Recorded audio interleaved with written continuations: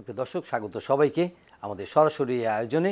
কে হচ্ছেন নতুন mayor? Narayanganj city corporation নির্বাচন নিয়েই আমরা কথা বলবো। মূলত নির্বাচনের পরিবেশ কেমন, ভোটার উপস্থিতি কেমন, প্রতিদ্বন্দ্বিতা কেমন চলছে এবং প্রার্থীরা কে কী বলছেন সেগুলো আলোচনার বিষয়ে স্টুডিওতে অতিথি আছেন, যুক্ত হবেন মাঠে যারা ভোট কাভার করছেন আমার সহকর্মীরা, তারা যুক্ত হবেন এবং জুম প্ল্যাটফর্মে যুক্ত হবেন আরেকজন অতিথি ডক্টর তোফায়েল আহমেদ, স্থানীয় সরকার বিশেষজ্ঞ।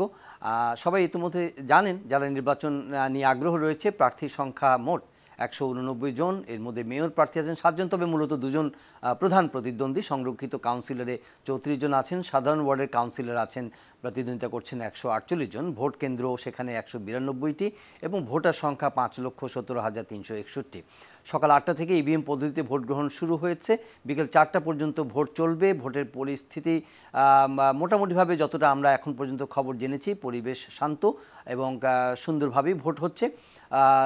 2 প্রার্থী ভোট দিয়েছেন এবং তারা বলেছেন যে তার মধ্যে যিনি আওয়ামী লীগের প্রার্থী, নৌকার প্রার্থী যিনি ডক্টর সেলিনা হায়াত আইভি, তিনি বলেছেন যে বিজয় শতভাগ তার নিশ্চিত, সেটি তিনি দাবি করেছেন যে তিনি জিতবেন।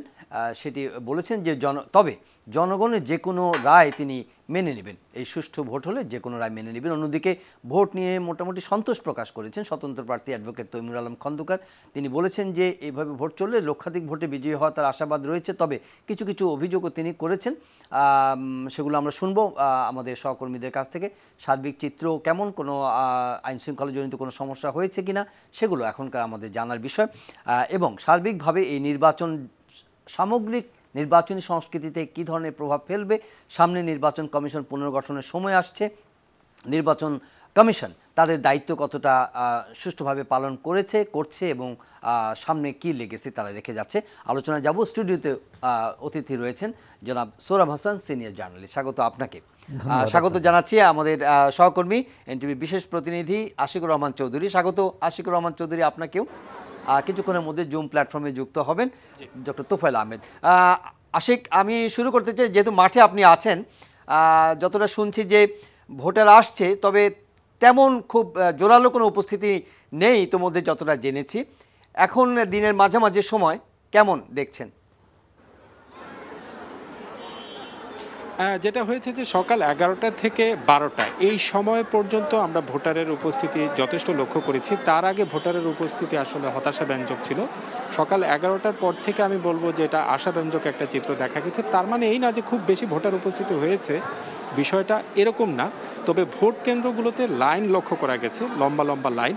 এটা নিয়ে আবার 2 ধরনের বক্তব্য আছে। কেউ কেউ বলছেন এই লাইন দীর্ঘ যেটা দেখা যাচ্ছে এটা মূলত ইভিএম মেশিন স্লো হওয়ার কারণে ভোটারদের ভোট দিতে সমস্যা হচ্ছে, অনেক সময় লেগে যাচ্ছে। একটা ভোটারকে ভোট দিতে 3 মিনিট 4 মিনিট পর্যন্ত সময় লেগে যাচ্ছে যান্ত্রিক কিছু ত্রুটির কারণে কিংবা তাদের না বোঝার কারণে। এতে করে লাইনগুলো দীর্ঘ হচ্ছে এবং সবার অপেক্ষাটাও কিন্তু বাড়ছে। এটা একটা বিষয়। আবার এটাও ঠিক যে সকাল 11টার পর থেকে আমরা লক্ষ্য করেছি প্রায় প্রতিটি কেন্দ্রে যথেষ্ট ভোটার হয়েছে। এই পর্যন্ত আমি যে কটা কেন্দ্র ঘুরেছি, বেশ কয়েকটি কেন্দ্র, আমি বলবো যে গড়ে প্রায় 20% মতো ভোট কাস্ট হয়েছে। এখন যেটা ব্যাপার সেটা হচ্ছে যে দুপুরের যে সময়, এই সময়টা আমরা জানি যে কিছুটা অলস সময় থাকে, মানুষ দুপুরের খাবারের জন্য একটা বিরতি নিয়ে থাকেন বা বিশ্রাম করে থাকেন। আমি ঠিক জানি না যে এই সময়টাতে ভোটার উপস্থিতি বাড়বে কি না, হয়তো বিকাল নাগাদ আবার কিছুটা ভোটার উপস্থিতি বাড়তে পারে।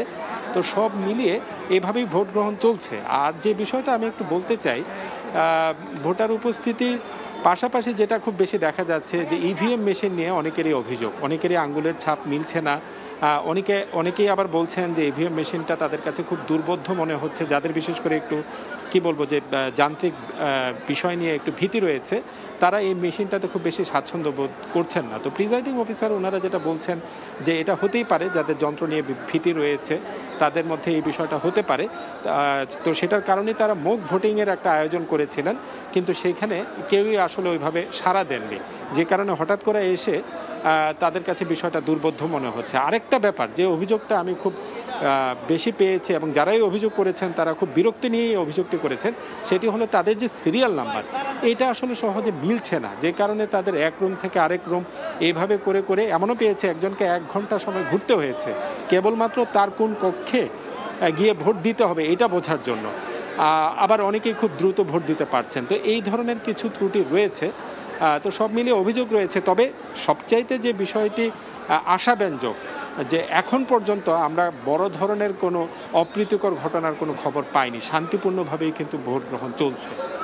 জি, যেই সমস্যাগুলোর কথা বললেন ইভিএম পদ্ধতিতে স্লো ভোটিং প্রসেস, এটাকে ত্বরান্বিত করার জন্য বা এ ব্যাপারে কার্যকর কোনো পদক্ষেপ নেওয়ার প্রয়োজন কথা শুনেছেন কিনা, বা তাদের কর্তৃপক্ষকে বলা হয়েছে কিনা, বা নির্বাচন কমিশন সেই ব্যাপারে কোনো উদ্যোগ নিয়েছেন কিনা যে এটাকে কিভাবে এক্সপিডাইট করা যায় ভোটিং প্রসেসটা?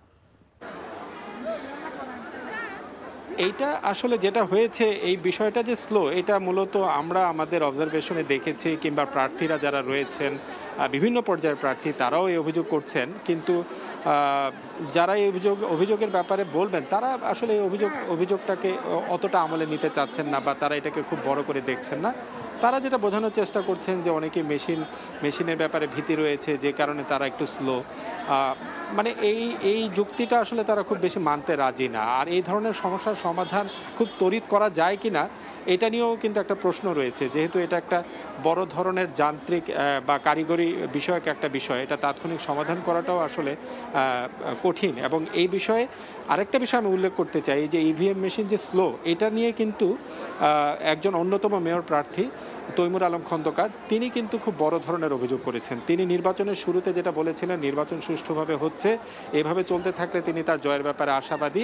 এবং তিনি যেটা আমরা দেখে থাকি, যে অভিযোগটা খুব বেশি আসে, সেটা হচ্ছে এজেন্টদেরকে কেন্দ্র থেকে বের করে দেয়া। এটার ব্যাপারে কিন্তু তিনি বলেছেন যে না, এই ধরনের কোনো তার অভিযোগ নেই, বরং অভিযোগ হচ্ছে তার ইভিএম মেশিন নিয়ে। যেভাবে যান্ত্রিক ত্রুটি দেখা দিয়েছে, যেভাবে স্লো প্রসেসে ইভিএম মেশিনে ভোট কাস্টিং হচ্ছে, তাতে করে এক ধরনের কারসাজির আশঙ্কা তিনি করছেন। এবং তিনি বলছেন ইভিএম মেশিনে যদি এভাবে ম্যানিপুলেশন করা হয়, তাহলে তার জয়ের ব্যাপারটা নিয়ে যেটা তিনি আশাবাদী ছিলেন, তখন আর তিনি আশাবাদী থাকতে পারছেন না। তিনি বলছেন ইভিএম মেশিনে যদি কোনো ধরনের জটিলতা না থাকে, তাহলে তিনি অবশ্যই জয়ের ব্যাপারে আশাবাদী। জি, শর্ত সাপেক্ষ।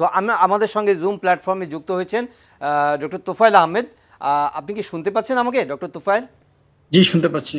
জি, আমরা আমাদের সহকর্মী আশিকুর রহমান চৌধুরী নির্বাচন কভার করছেন। তিনি বলছিলেন যে ভোটিং পরিবেশের বিষয়টা সুন্দর, সুষ্ঠু, শান্তিপূর্ণ এই পর্যন্ত, এবং সকালের দিকে একটু স্লোথ ছিল, কিন্তু 11টা থেকে ভোটের গতি বেড়েছে, এবং তার জাজমেন্ট অনুযায়ী 20% বা এর কাছাকাছি কিছু হবে আর কি এখন পর্যন্ত কাজ।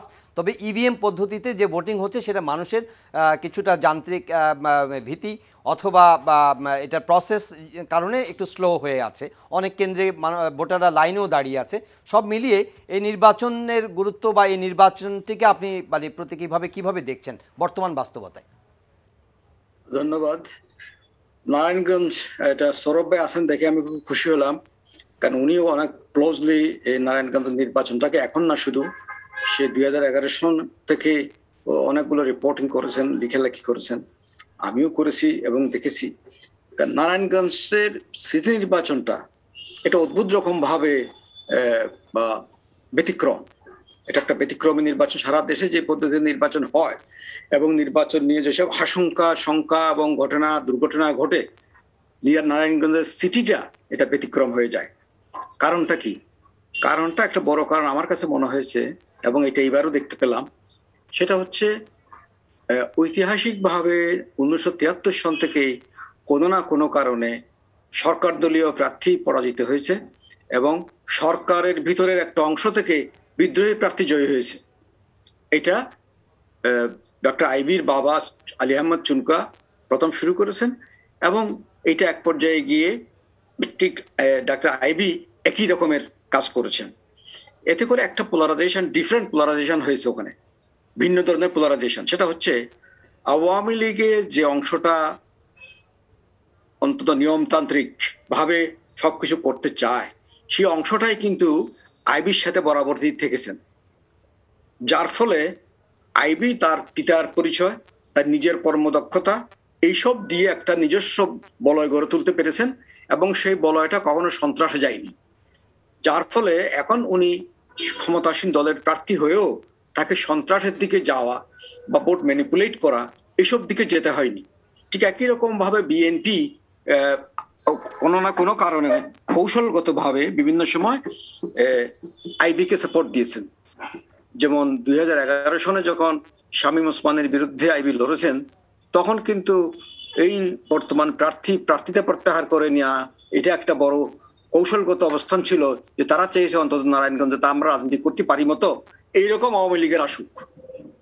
সেজন্য তারা আইবির পক্ষে না বললেও এটা অবভিয়াসলি বোঝা যায় যে তৈমুর আলম খন্দকার উদ্যোগ করেছিলেন এবং আইবি বিপুল ভোটে লক্ষাধিক ভোটে শামীম ওসমান আওয়ামী লীগের নৌকা প্রার্থীকে হারিয়েছিলেন। উনি স্বতন্ত্র বা বিদ্রোহী যাই বলেন অহংকার অভিধা অনুযায়ী। পরবর্তীতে সময় উনি আবার নমিনেশন পাবেন কিনা এটা নিয়ে খুব দ্বিধাদ্বন্দ্ব ছিল এবং তখন একটা জিনিস সত্য ছিল, ধ্রুব সত্য ছিল, নৌকা না পেলে দ্বিতীয়বার তার পক্ষে বিজয় হওয়ার সম্ভাবনা কম ছিল। উনি সাকসেসফুলি নৌকা পেয়েছেন 16 সনে এবং নৌকা পাওয়ার পরও কোনো সন্ত্রাস হয়নি। এটা ইলেকশনটা মোটামুটি সুষ্ঠু হয়েছে এবং বিএনপিও একটা স্বল্প পরিচিত একজন বিএনপি নেতাকে দিয়েছেন, তিনিও প্রায় 76,000-এর মতো ভোট তখন পেয়েছিলেন। ঠিক ওই সময়ও কিন্তু ডক্টর আইবি 1,80,000-এর ঊর্ধ্বে ভোট পেয়েছিলেন। তা আমি মোটামুটি ধরে নিচ্ছি একটা জিনিস যে ডক্টর আইবির নিজের এবং পার্টি মিলিয়ে ওনার 1.5 লক্ষাধিক ভোট রিজার্ভ আছে, 1.5 লক্ষাধিক ভোট তার রিজার্ভ আছে, এগুলো সে পাবে বা পেয়ে থাকে। সেই হিসেবে এবারের নির্বাচনটা দেখা যাক। এবারের নির্বাচনে প্রথমবার যে নির্বাচন হয়েছিল 2011 সনে তখন প্রায় 70% ভোট কাস্ট হয়েছিল এবং এই 70% ভোট কিন্তু ঠিক সঠিক ভোট না, এর মধ্যে অনেক কারচুপি ছিল যেভাবেই হোক না কেন। কিন্তু যখন 2016-তে হয় তখন কিন্তু ভোটের হার কমে 60-62-তে চলে আসে। এই 60-62টাই ছিল কিন্তু প্রকৃত ভোট ছিল ওখানে, সেই 60-62%। এই শতাংশের মধ্যে উনি পেয়েছিলেন 1,84,000-এর মতো, আমার এক্সাক্ট মনে পড়ছে না। আর বিরোধী ক্যান্ডিডেট শাকাত সাহেব পেয়েছিলেন প্রায় 74-75-76,000 এরকম একটা ভোট। তার মানে কি? তার মানে ইকুয়েশন দাঁড়াচ্ছে ওনার ওই আগের ভোটটা কিন্তু মোটামুটি ঠিক থেকেছে। এইবার এসে ভোটের যেটা আপনার রিপোর্ট শুনলাম, ভোটের হারটা কম হচ্ছে বলে ধারণা হচ্ছে যে 20% যদি এখন পর্যন্ত হয়ে থাকে বা 30%, তাহলে এটা কিন্তু 60% ছুঁতে পারবে না এই যে সময়টা সামনে আছে। তাতে করে নির্বাচনের ফলাফল কি দাঁড়ায় এটা কিন্তু খুব তীক্ষ্ণভাবে অবজারভেশন বা এখনো আমাদের করতে পারছি না। তবে এখানে অনেকগুলো ইকুয়েশন আছে যে ভোটের মধ্যে আবার একটু কিছুটা পোলারাইজেশন, সেমি পোলারাইজেশন বলবো, এটা ঠিক একদম শার্প পোলারাইজেশন না। সেটা হচ্ছে নারীদের মধ্যে আইবি সমর্থক বেশি, পুরুষদের মধ্যে হেফাজত, জামাত, বিএনপি, এই বলয় টোটালটাই হয়তো তৈমুর আলম খন্দকার সাহেবকে দিবেন। তাছাড়া তার কিছু ব্যক্তিগত ইমেজ আছে, শ্রমিক আন্দোলন অন্যান্য কিছু মিলে এবং নির্যাতন সহ্য করেছেন বিভিন্ন রকম ভাবে। তারও মোটামুটি নারায়ণগঞ্জ ইমেজটা ক্লিন এবং এখানে কিন্তু ক্লিন ইমেজের লোকরাই কিন্তু ইলেকশনে অন্তত মেয়র ক্যান্ডিডেট আছে। আর বাকি যে 5 জন মেয়র ক্যান্ডিডেট আছে তারা উল্লেখযোগ্য সংখ্যক ভোট নিতে পারবেন বলে মনে হয় না। তারা আছেন কিন্তু তাদের এমন কোন রকমের তৎপরতা খুব একটা দেখা যায়নি। এই 2 ক্যান্ডিডেটের মধ্যেই মোটামুটি একটা খুব তীব্র প্রতিদ্বন্দ্বিতা হবে, অত মার্জিনটা এবার কমে যেতে পারে আগের চেয়ে। ডক্টর তোফায়েল, আপনার বিশ্লেষণ আমরা শুনলাম। 2 প্রার্থীর মধ্যে আপনি তথ্য পরিসংখ্যান দিয়ে আমাদেরকে বুঝালেন। স্টুডিওতে সরাসরি এসেছেন জনাব সোহরাব হাসান। তিনি দীর্ঘদিন ধরে নির্বাচনটি ফলো করেন এবং 2001-এর কথা বলা হয়েছে, 2011-এর কথা বলা হয়েছে, 2016 এবং 2022 সালে অবশ্যই। জনাব সোহরাব হাসান, হাড্ডাহাড্ডি লড়াই হচ্ছে এরকম ইঙ্গিত কি আপনি পাচ্ছেন কিনা? না, এরকম ইঙ্গিত বিভিন্ন গণমাধ্যমে এবং নির্বাচন বিশ্লেষকদের কথায় আসছে। তোফায়েল ভাইও তাই বললেন এক ধরনের। তোফায়েল ভাই পটভূমি ব্যাখ্যা করেছেন, যেটাই হচ্ছে যে এই নারায়ণগঞ্জ সিটি কর্পোরেশন নির্বাচন এত গুরুত্বপূর্ণ কেন, এত আলোচিত কেন? আলোচিত 2টো কারণে। একটা হচ্ছে সেখানে স্থানীয় রাজনীতি আওয়ামী লীগ, বিএনপি প্রধান দুই দলেই কিন্তু বিভাজন আছে এবং বিভাজনের এক দলের বিভাজনের সুযোগ অন্য দল পায় এবং সেটি স্বাভাবিক, যেটা তোফায়েল ভাই বললেন। আরেকটি বিষয় হচ্ছে যে গত 5 বছর ধরে বা গত 3 বছর যেসব নির্বাচন হয়েছে স্থানীয় পর্যায়ে এবং 2018 সালের জাতীয় নির্বাচন সহ, সেই নির্বাচনে মানুষ তার ভোটাধিকার প্রয়োগ করতে পারেনি এবং নির্বাচনের যে বৈশিষ্ট্য থাকে, যে পরিবেশ থাকে, সেটি রক্ষিত হয়নি। সর্বশেষ এই ইউনিয়ন পরিষদ নির্বাচনে আমরা দেখেছি যে নির্বাচন এখানে জবরদস্তি, নির্বাচন হচ্ছে অন্যের উপর হামলা, প্রতিপক্ষকে ঘায়েল করা এবং প্রাণহানি, সংঘাত, সংঘর্ষ, এটাই আমরা দেখে আসছি। এর ব্যতিক্রম নারায়ণগঞ্জ। এ কারণেই কিন্তু নারায়ণগঞ্জ সিটি কর্পোরেশন নির্বাচনটি সবার আগ্রহের জায়গা হয়েছে। আরেকটি হচ্ছে এই নির্বাচন কমিশনের শেষ লগ্নে যে আর এটাই বোধহয় সম্ভবত বড় স্থানীয় পর্যায়ে নির্বাচন, সুতরাং এটার প্রতি আগ্রহ। এখন যে আছে যে কে হবেন নতুন মেয়র, কে হবেন, জনগণ যাকে ভোট দেবেন তিনি নতুন মেয়র হবেন, জনগণ যাকে বেশি ভোট দেবেন। তো নারায়ণগঞ্জের এই 3টি নির্বাচনের 11, 16 এবং এই 22, বিশেষ করে গত 2টি নির্বাচনের ধারাবাহিকতায় দেখা গেছে যে মানুষ স্বতঃস্ফূর্তভাবে এবং তার পছন্দের সেই প্রার্থী বেছে নিতে পেরেছে। এবং এক নির্বাচনে সরকার যে প্রার্থীকে সমর্থন করছে তার বিপক্ষে জয় হয়েছে, আরেকবার সরকার মনোনীত প্রার্থী জয়ী হয়েছেন জেনারেল সেলিনা হায়াৎ আইভী। এবার কে হবে, এবং এবারের কিন্তু কি বলে নানা রকম বিশ্লেষণ আছে, যেটা তো সমীকরণটা বদলাচ্ছে কেন? বিএনপি নাই মাঠে এই কারণে, নাকি স্থানীয় রাজনীতি এখানে বা স্থানীয় বিরোধ বা মধ্যে জাতীয় রাজনীতিও একটি ঘটনা। বিএনপি যদি তৈমুর আলম খন্দকারকে প্রার্থী করতেন তাহলে কিন্তু আমার ধারণা যে অন্যরকমই আরো প্রতিদ্বন্দ্বিতা হতো, অথবা নির্বাচনী পরিবেশও অন্যরকম হতে পারত। যে তখন সরকারি দল এখনও কিছু কিছু অভিযোগ আছে যে কেন্দ্রীয় নেতারা সেখানে গিয়েছে, আর সেখানে আইনশৃঙ্খলা রক্ষাকারী বাহিনী এসে তৈমুর আলম খন্দকারের প্রধান নির্বাচনী যে এজেন্ট তার বাড়িতে তল্লাশি চালিয়েছে, কয়েকজনকে গ্রেপ্তার করেছে। কেন্দ্র থেকে এবং সরকার থেকে, প্রশাসন থেকে যদি হস্তক্ষেপ যত কম হবে সেই নির্বাচন তত সুষ্ঠু হয়। তা আমরা দেখেছি গত 2 নির্বাচনে প্রশাসন মোটামুটি নিরপেক্ষ ছিল। এবারের নির্বাচনেও প্রত্যাশা আছে এখন পর্যন্ত, এবং তৈমুর আলম খন্দকারও স্বীকার করেছেন যে ভোট কেন্দ্রে কোনো সমস্যা নেই। এবং ইভিএমের যে সমস্যাটির কথা বলছেন দুই প্রার্থী কিন্তু বলেছেন, সেলিনা হায়াৎ আইভী বলেছেন এবং তৈমুর আলম খন্দকারও বলেছেন। যে বিষয়টি একটু শঙ্কার, যে এখন পর্যন্ত শঙ্কার জায়গাটি আপনি বলবেন। আপনি যেহেতু 2 প্রার্থীর কথা বললেন, একটু শুনে আসি, 2 প্রার্থীও এই আলোচনায় থাকুক, তাদের কথা একটু শুনে আসি যে ভোট দেওয়ার পরে তারা কি বলছেন। সেলিনা হায়াৎ আইভী এবং অ্যাডভোকেট তৈমুর আলম খন্দকার বললেন যে যাই হয় সিদ্ধান্ত মেনে নেবে, তবে ইভিএম নিয়ে তার একটা বিষয় আছে, তিনিও বলেছেন। আমরা শুনি অ্যাডভোকেট তৈমুর আলম খন্দকার কি বলছেন। ভোট শেষ না হওয়া পর্যন্ত ভোটের সম্পর্কে কিছু বলা যাবে না, তবে জনস্রোত, ভোটারদের স্রোত হাতির পক্ষে আছে, আমার পক্ষে আছে, ইনশাল্লাহ পরিবর্তন লক্ষ্যে আছে। আপনারা অপেক্ষা করেন, অবজার্ভ করেন যে পুলিশ প্রশাসন এবং নির্বাচন কমিশন কতটুকু নিরপেক্ষতার সহিত কাজ করে, এটাও আপনারা দেখবেন। আর একটা বিষয় হলো যে আইডি কার্ড ছাড়া ঢুকতে দিচ্ছে না, কিন্তু ভোট দিতে তো আইডি কার্ড লাগবে না, এই কথা বলা হয় নাই যে ভোট দিতে আইডি কার্ড লাগবে, থাম্ব ইমপ্রেশনের সাথে মিললেই হবে। এখন যাদের থাম্ব ইমপ্রেশন মিলে তাদেরকে যেন ভোট দিতে দেওয়া হয়, আইডি কার্ডের জন্য রাস্তায় পুলিশ আটকাচ্ছে, এটা যেন না করা হয়। তবে বহিরাগত কোনো লোক যাতে ঢুকতে না পারে সেটাও আপনারা পুলিশকে দেখবেন, পুলিশ বাহিনীকে দেখার জন্য অনুরোধ করতেছি। পরিবেশ কেমন দেখছেন আপনি? আপাতত ভালো দেখছি, কিন্তু চূড়ান্ত ভালো হবে ভোট শেষ হওয়ার পর। জয়ের ব্যাপারে আপনি কতটা আশাবাদী? আল্লাহ পাকের মেহেরবানিতে সকল মিডিয়া এবং পত্রপত্রিকার রিপোর্ট, জনগণের রিপোর্ট, আল্লাহর রহমতে লক্ষাধিক ভোটে ডিফারেন্স হবে ইনশাল্লাহ। জি, দুই প্রার্থীর কথাই শুনলাম এবং দুজনেই নির্বাচনে জয়ের ব্যাপারে আশাবাদী।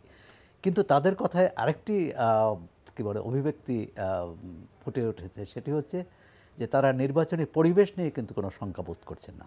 এই কারিগরি ইভিএম মেশিনের কিছু সমস্যা, এবং তৈমুর আলম খন্দকার বলেছেন যে এখন পর্যন্ত ভালো আছে, সেলিনা হায়াৎ কিন্তু বলছেন যে এখন পর্যন্ত ভালো আছে, এবং দুজনের মধ্যে আশঙ্কা 2 ধরনের। সেলিনা হায়াৎ আইভী দীর্ঘদিন মানে এর আগে থেকেই বলে আসছেন যে অন্য কোনো পক্ষ কোনো অন্তর্ঘাত বা কোনো সংঘর্ষ ঘটায় কিনা ভোট কেন্দ্রে, যে তার জয় ব্যাহত করার জন্যে, এটি একটি। আর তৈমুর আলম খন্দকারের আশঙ্কা হচ্ছে যে প্রশাসন, আইনশৃঙ্খলা রক্ষাকারী বাহিনী কারো পক্ষ নেয় কিনা, তার বিপক্ষে অবস্থান নেয় কিনা। তো সেটি আমরা এখন মাত্র আর 3 ঘন্টা সময় আছে, এর মধ্যেই জানা যাবে। তবে এটি বলবো যে এই নির্বাচন কমিশনের শেষ দিকের টেস্ট শেষ পরীক্ষায় পাশ করলেও কিন্তু তারা আর পাশ করছে না, কারণ তারা এত বদনাম করেছে, এত কি বলে ব্যর্থতার পরিচয় দিয়েছে, এবং নির্বাচন কমিশনের অস্তিত্ব সম্পর্কেই তারপরে একটা সুযোগ তারা পেয়েছে এখানে এই নির্বাচনে। এটি যদি মোটামুটি সুষ্ঠু হয় তাহলে হয়তো এই নির্বাচন কমিশন যত অপরাধ করেছে তার কিছুটা লাঘব। ডক্টর তোফায়েল আহমেদ, আপনার শেষ বিশ্লেষণ শুনবো। না, আমি দুই প্রধান ক্যান্ডিডেট তাদের বক্তব্য শুনে আশ্বস্ত হলাম। তবে একটা বিষয় আমরা অন্ধকারে আছি, সেটি হচ্ছে কাউন্সিলরদের নির্বাচনটা কিভাবে হচ্ছে। কারণ কাউন্সিলরদের মধ্যেই প্রতিদ্বন্দ্বিতার তীব্রতা বেশি এবং ওখানে সংঘাতের আশঙ্কাও বেশি থাকে, এবং সংঘাত যে সবসময় ভোট কেন্দ্রে এসে হয়, বাক্সের কাছে হয় তা না, এটা কিন্তু ওয়ার্ডের অভ্যন্তরেও হয় এবং অনেক বাধা দেওয়া হয়, অনেককে রাখা হয় এগুলো। সেজন্য কাউন্সিলর ইলেকশনটাকে আমরা কোনো রকম ভাবে পর্যালোচনার মধ্যে আনছি না, যার ফলে কিন্তু আমাদের বিশ্লেষণগুলো অনেকটা খণ্ডিত। কারণ আমরা শুধু দুই বড় ক্যান্ডিডেট মেয়রদের নিয়ে কিন্তু কথা বলি। এখানে 27+9 জন যে কাউন্সিলর ইলেকশন করছেন, 179 জনের মতো, তাদের নিয়ে কিন্তু কোনো কথা আমরা বলছি না বা তাদের জিনিসটা আমরা জানি না ঠিকভাবে, এটা একটা। আর দ্বিতীয় হচ্ছে যে ইভিএম মেশিনের ত্রুটি থাকবেই, এটার জন্য ব্যাকআপ থাকতে হয়। ব্যাকআপ গুলো সঠিকভাবে ব্যাকআপ এবং কারিগরি দক্ষতা সম্পন্ন লোক কিন্তু রিজার্ভ রাখতে হয় ওইসব জায়গায়, তাহলে কিন্তু এটা সাথে সাথে কিন্তু এটাকে সঠিক জায়গায় নিয়ে আসা যায়। এটা এমন কোনো কঠিন কাজ না। কিন্তু সেই ব্যাকআপ না থাকলে 10 মিনিট 20 মিনিট যদি কোনো ভোট কেন্দ্রে সমস্যা হয়, এটা কিন্তু বিরাট বিশৃঙ্খলা সৃষ্টি করে। কারণ সব মানুষ কিন্তু মুখ হয়ে থাকে, বারুদের মতো উত্তপ্ত হয়ে থাকে। এই বিষয়টা কোনোভাবে গ্রহণযোগ্য নয়। এগুলো প্রয়োজনীয় ব্যাকআপ থাকতে হবে। ব্যাকআপটা in terms of machinery as well as দক্ষ হিউম্যান বিইং, এগুলো রাখতে হয় ওখানে, যাতে করে সাথে সাথে এগুলোর ঠিক করে ফেলা যায়। এই দুটো কথাই বললাম। আর ইলেকশন কমিশন, এই যে ডক্টর তোফায়েল, ইলেকশন কমিশন সম্পর্কে আপনার 1 মিনিটের বক্তব্য আমি নেব, তার আগে শেষ বক্তব্য শুনছি সোহরাব হাসানের কাছে। সামগ্রিকভাবে বিএনপির বয়কট বা প্রত্যাহার করে নেওয়া, স্বতন্ত্র হিসাবে ওনার প্রতিদ্বন্দ্বিতা, শামীম ওসমান সম্পর্কে যে আলোচনা উঠেছে উনি আবার ক্লিয়ার করেছেন প্রেস কনফারেন্স করে, এবং সামগ্রিকভাবে এই নির্বাচন কমিশন, আপনার শেষ 1 মিনিটে বক্তব্য। না, সামগ্রিকভাবে নির্বাচন কমিশন তো চরমভাবে ব্যর্থ, এবং তারা পুরো নির্বাচনী ব্যবস্থাটাই একবারে ধ্বংসের কিনারে নিয়ে এসেছে। নারায়ণগঞ্জ এটি বিচ্ছিন্ন। যদি ভালো নির্বাচনও হয় তাতে কিন্তু এই 5 বছরের তাদের অন্যায় এবং অপদার্থতা এটা কোনোভাবেই এটি মুছে ফেলা যাবে না। তবে আমরা চাইব, এবং আবার নারায়ণগঞ্জ সুষ্ঠু নির্বাচন হলেই তার প্রমাণ করে না যে জাতীয় নির্বাচন, অন্য নির্বাচন সুষ্ঠু হবে। আপনি আজকেই দেখেছেন যে একই সঙ্গে টাঙ্গাইলের একটি আসনে উপনির্বাচন হচ্ছে। সেই উপনির্বাচনে আমরা দেখলাম যে এনটিভির খবরেই দেখলাম যে কেন্দ্রে ভোটার নেই। সুতরাং সার্বিকভাবে নির্বাচনী ব্যবস্থাটাকে পুনর্গঠন এবং ব্যবস্থাটাকে পুনরুদ্ধার করার জন্য কি করণীয় সেটি নতুন যে নির্বাচন কমিশন আসবে, আশা করি তারা সেই শিক্ষা নেবে এবং প্রয়োজনীয় পদক্ষেপ। জি, ডক্টর তোফায়েল, আপনার শেষ। আমি সোহরাব ভাইয়ের সাথে পুরোপুরি একমত।